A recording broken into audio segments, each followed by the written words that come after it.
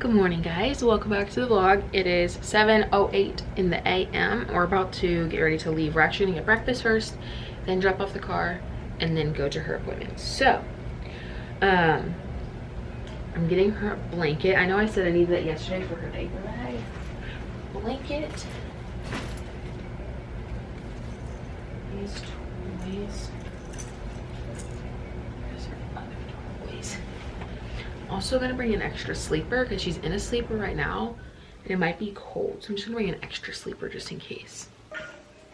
All right, I got my wallet, extra jammies, spare camera battery, her toy, and a sectionie. And just in case, we haven't really used section except for in the back for her ears here recently, but I'm bringing it just in case, you know, just in case.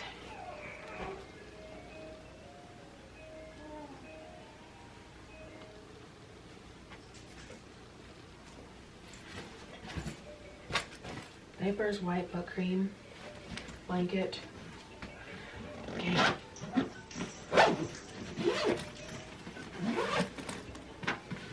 And oh, what do I need to put in here?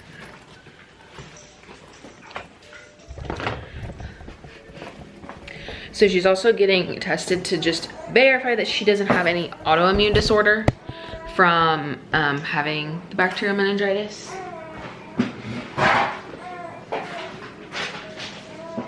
So I need the lab orders, which I have right here on top of her diaper bag. But I think I got everything packed. She's wearing jammies there. But yeah.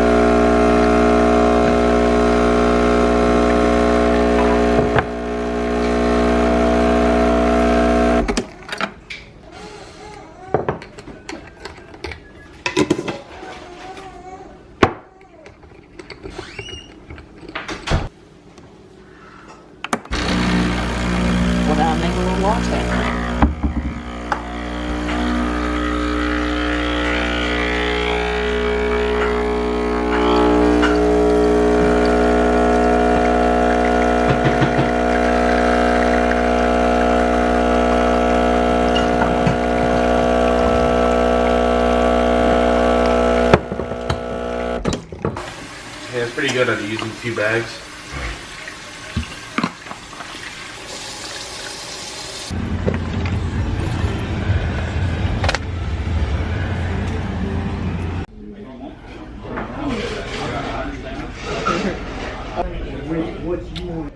Oh yeah, these crusty old people.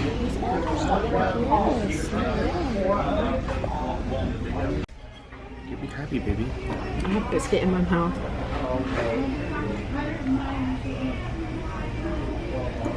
I'd say it's successful. We just finished breakfast, so now we're headed to drop off the car. Lilia fell asleep in the restaurant, so hopefully she'll sleep all the way to drop off the car, and then because it makes me nervous being in the car by myself with her, but I'm gonna go before she wakes up because she's moving.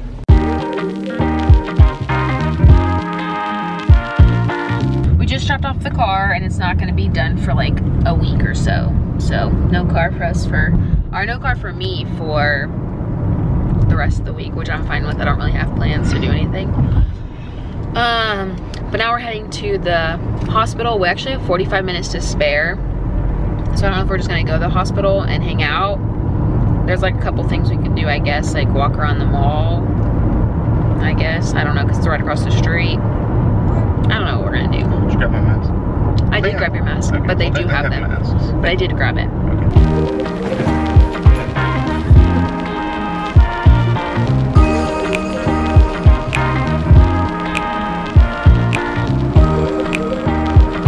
That's that prune juice.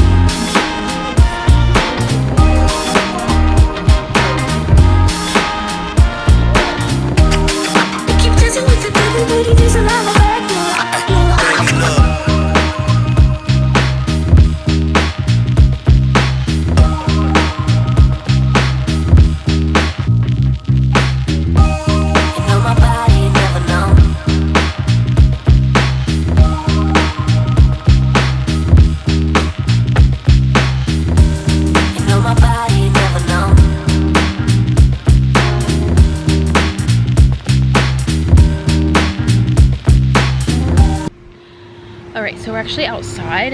Oh my gosh, my screen's dirty.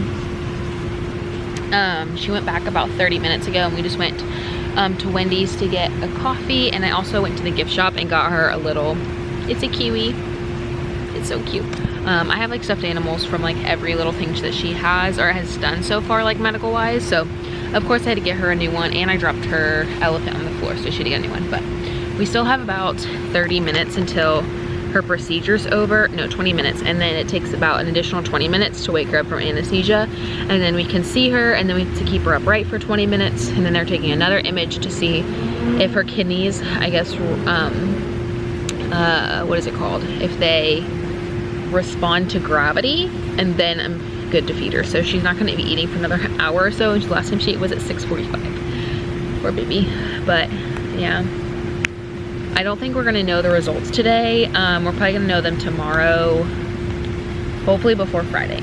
If not, we have an appointment on Tuesday with the doctor to go over them. So I'm assuming if it's urgent, it will be like tomorrow, and then if I don't hear anything, I would consider it good news, hopefully. So that's kind of where my thought process is right now. Well, that was an experience to say the least. She's had anesthesia before once prior to this, when she got her PICC line when she was in the hospital. This time being on anesthesia, it was much worse. Much worse. I guess like she woke up too quickly, and my assumption is they probably weaned her off too quickly, because her first time with the anesthesia, she did not react this way. So I'm assuming it was just the way that she was weaned off the anesthesia, made her very irritable, super gassy. She was inconsolable, didn't want to latch to nurse. She would barely open her eyes. Like, she was just, it was really bad. But we should have the results, I guess, tomorrow. Hopefully tomorrow. But yeah, that was a pretty traumatizing experience. I don't think that I will be up to sedate her again unless it's like, you know, life or death scenario, just because of how bad that went. Like I said, I don't think it was like how she tolerates anesthesia. I think it was just how the anesthesiologist may have weaned her off. I'm not really sure of that. I'm not a doctor. I know nothing about anesthesia. I don't know. But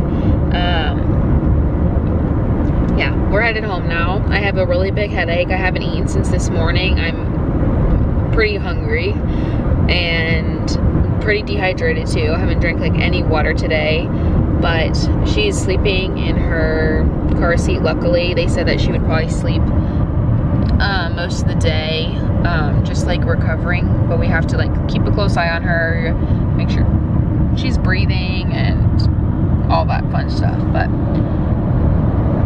wow, that was super stressful. I mean, even Mauricio was like shaking in his boots. I turned to you one time and you were like bouncing up and down. Like, it was very scary. She choked up on her Yeah, she did choke. For the very first time, she choked, like where she could not breathe, and she had to be, like, had to have help. Yeah, to like, you know, get it out, which has never happened before.